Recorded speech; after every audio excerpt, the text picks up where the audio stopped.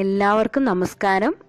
ഇന്ന് നമ്മൾ കുറച്ച് വ്യത്യസ്തമായ രുചിയിൽ ഉണക്കമീൻ ഫ്രൈ ചെയ്യാൻ പോവുകയാണ്. ഉണക്കമീൻ ഫ്രൈ ചെയ്തും കറി വെച്ചൊക്കെ നമ്മൾ സാധാരണ കഴിക്കാറുണ്ട്.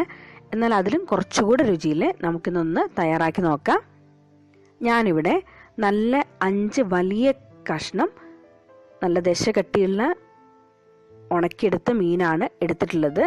ഇത് ഏട്ടൻ്റെ ഒരു ശ്രീലങ്കൻ ഫ്രണ്ട് വെക്കേഷൻ കഴിഞ്ഞ് വരുമ്പോൾ ഞങ്ങൾക്ക് കൊണ്ടു തന്നതാണ്.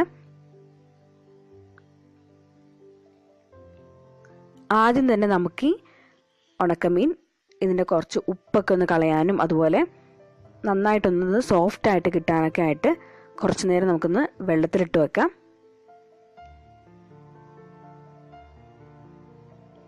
ഞാനിവിടെ ഏകദേശം ഒരു അരമണിക്കൂറോളം ഇങ്ങനെ വെള്ളത്തിലിട്ട് വെച്ചിട്ടുണ്ട്. അങ്ങനെ വെള്ളത്തിലിട്ട് വച്ചിട്ടുള്ള മീൻ നന്നായിട്ടൊന്ന് കഴുകിയെടുക്കാം. നമുക്ക് ആവശ്യമെങ്കിൽ അതിൻ്റെ തൊലിയും അതുപോലെ നമുക്ക് വേണ്ടാത്ത ഭാഗങ്ങളൊക്കെ ഒന്ന് കട്ട് ചെയ്ത് നന്നാക്കി ഒന്ന് വൃത്തിയാക്കി എടുക്കാം. അതിനുശേഷം ഞാനിവിടെ ഇതിനെ കുറച്ച് വലിയ കഷ്ണങ്ങളാക്കി നീളത്തിൽ മുറിച്ചെടുത്തിട്ടുണ്ട്. ഇനി നമുക്കിതിലേക്ക് 1/2 ടീസ്പൂൺ മഞ്ഞൾപ്പൊടി ചേർത്ത് കൊടുക്കാം. അതുപോലെ ഏകദേശം ഒരു 2.5 ടീസ്പൂൺ മുളക് പൊടിയും കൂടി ചേർത്ത് കൊടുക്കാം. മുളക് പൊടി നിങ്ങളുടെ എരിവിന് അനുസരിച്ച് വേണമെങ്കിൽ കൂട്ടോ കുറക്കുകയൊക്കെ ചെയ്യാം.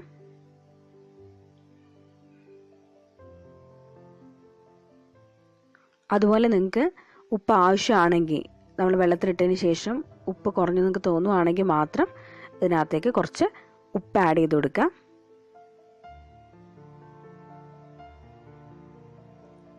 അവസാനമായിട്ട് നമുക്കിതിലേക്ക് ഒരു 1/2 കഷ്ണം നാരങ്ങയുടെ നീര് കൂടി ചേർത്ത് കൊടുക്കാം. ഇനി നമുക്ക് ഈ മസാലകളെല്ലാം ഈ ഉണക്കമീനിൽ നന്നായിട്ട് പിടിക്കാനായിട്ട് ശരിക്കൊന്ന് നന്നായിട്ടൊന്ന് ഇളക്കി കൊടുക്കാം.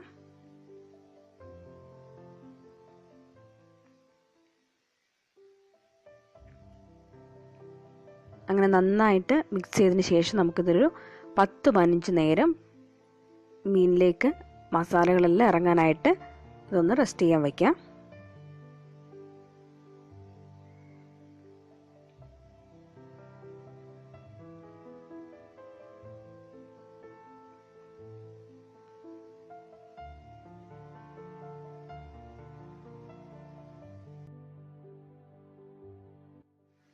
ഇനി നമുക്കൊരു പാൻ സ്റ്റൗവിൽ വെച്ച് ചൂടായി എണ്ണ തിളച്ച് വരുമ്പം ഇതിലേക്ക് നമ്മൾ 10-15 മിനിറ്റ് മസാലകൾ നന്നായി പുരട്ടി വെച്ചിരിക്കുന്ന മീൻ ഓരോന്നായിട്ട് ഇട്ട് കൊടുത്തിട്ട് നമുക്കൊന്ന് മുരിച്ചെടുക്കാം.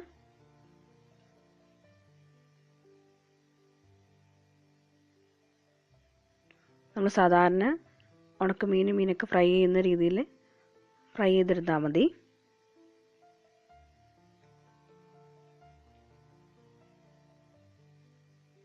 അങ്ങനെ അതിൻ്റെ ഒരു സൈഡ് നന്നായിട്ട് മുരിഞ്ഞു വന്നു കഴിഞ്ഞാൽ നമുക്കിത് മറിച്ചിട്ട് മറ്റേ ഭാഗം കൂടി നന്നായിട്ടൊന്ന് ഫ്രൈ ചെയ്തെടുക്കാം.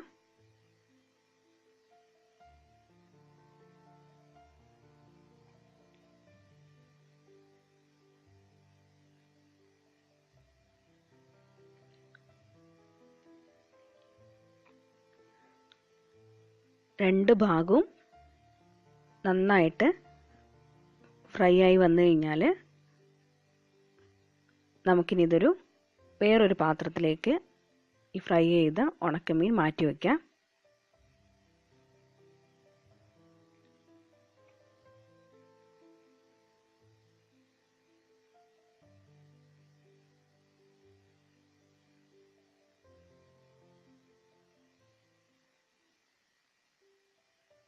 ഇനി നമുക്കിതിലേക്ക് താളിക്കാൻ ആവശ്യമായിട്ടുള്ള സാധനങ്ങൾ എന്തൊക്കെയാണെന്ന് നോക്കാം. ഒരു 10-25 വെളുത്തുള്ളി ചതച്ചെടുത്തത്, 6 വറ്റൽമുളക്, 1 പിടി കറിവേപ്പില, കടുക്, ആവശ്യത്തിന് എണ്ണ. ഇത്രയും സാധനങ്ങൾ നമുക്ക് റെഡിയാക്കി വെക്കാം. അതിനുശേഷം ഒരു ചീനച്ചട്ടി ചൂടാകുമ്പോൾ അതിലേക്ക് കുറച്ച് എണ്ണ ഒഴിച്ചു കൊടുക്കാം. എണ്ണ ചൂടായാലും നമുക്ക് ഇതിലേക്ക് കടുക് ഇട്ട് കൊടുക്കാം.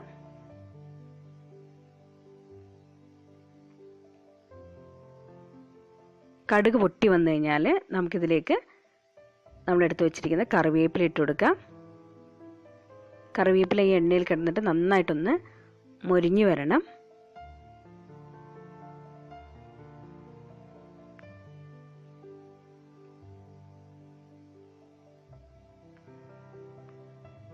കറിവേപ്പില നന്നായിട്ടൊന്ന് മൊരിഞ്ഞു വന്നു കഴിഞ്ഞാൽ നമുക്ക് ഈ കറിവേപ്പില ഒരു സൈഡിലേക്ക് അങ്ങ് മാറ്റി വെക്കാം. ഇനി നടുക്കേക്ക് നമുക്ക് നമ്മൾ നേരത്തെ എടുത്ത് വെച്ചിരിക്കുന്ന വറ്റൽമുളക് കഷ്ണങ്ങളാക്കിയിട്ട് ഇട്ട് കൊടുക്കാം. അത് എണ്ണയിൽ കിടന്ന് നന്നായിട്ടൊന്ന് മൊരിഞ്ഞു വരട്ടെ. അതിനുശേഷം നമുക്ക് നമ്മൾ ചതച്ച് വെച്ചിരിക്കുന്ന വെളുത്തുള്ളി കൂടി ഇട്ട് കൊടുക്കാം. വെളുത്തുള്ളിയും എണ്ണയിൽ നന്നായിട്ടൊന്ന് മൂത്ത് വരാൻ വേണ്ടിയിട്ട് ഇളക്കി കൊടുക്കാം.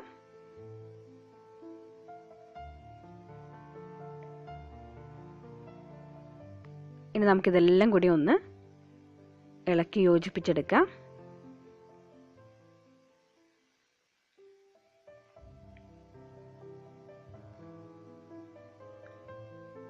ഇനി എല്ലാം ഒന്ന് സൈഡിലേക്ക് മാറ്റി വെച്ച് ഇതിലേക്ക് നമുക്കിനി നമ്മൾ നേരത്തെ ഫ്രൈ ചെയ്ത് വെച്ചിരിക്കുന്ന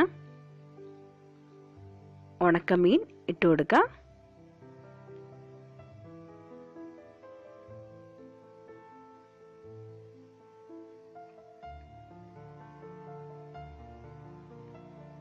ഈ ഉണക്കമീൻ കറിവേപ്പിലയിലും വെളുത്തുള്ളിയിലെല്ലാം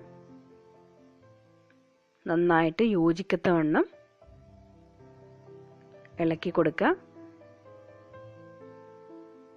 ഒരു 2-3 മിനിറ്റ് നമുക്കിങ്ങനെ ഇളക്കി കൊടുക്കാം. അപ്പോൾ ആ വെളുത്തുള്ളി ചതച്ചതിൻ്റെയും കറിവേപ്പിലേക്കൊക്കെ എസൻസ് ഇതിലേക്ക് ഇറങ്ങി വന്നോളും.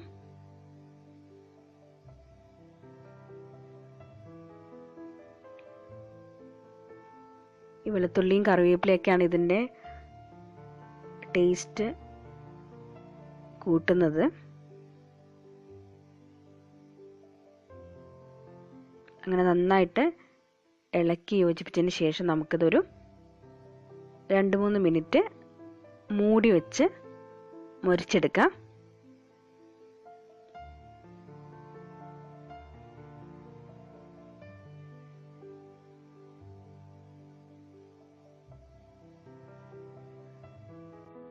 സാധാരണ ഉണക്കമീൻ ഫ്രൈ ചെയ്തത് ഇഷ്ടമില്ലാത്തവർക്കും ഒരുപക്ഷെ ഇതിങ്ങനെ ചെയ്തെടുക്കുകയാണെങ്കിൽ ഇഷ്ടപ്പെടാനുള്ള ചാൻസ് ഉണ്ട്. അങ്ങനെ നമ്മുടെ നല്ല മൊരിഞ്ഞ ഉണക്കമീൻ താളിച്ചത് ഇവിടെ റെഡി ആയിട്ടുണ്ട്. നല്ല ചൂട് കഞ്ഞിയുടെയൊക്കെ കൂടെ കഴിക്കാൻ വേണ്ടിയിട്ട് നല്ലൊരു അടിപൊളി കോമ്പിനേഷനാണ് ഈ ഉണക്കമീൻ താളിച്ചത്. അപ്പം നിങ്ങൾക്കിത് ഇഷ്ടമായെന്ന് വിചാരിക്കുന്നു. നിങ്ങളൊന്ന് ട്രൈ ചെയ്ത് നോക്കുക. അപ്പോൾ നമുക്കൊരു വേറൊരു പുതിയൊരു വിഭവമായിട്ട് വീണ്ടും കാണാം. അതുവരെ ടേക്ക് കെയർ. Bye bye.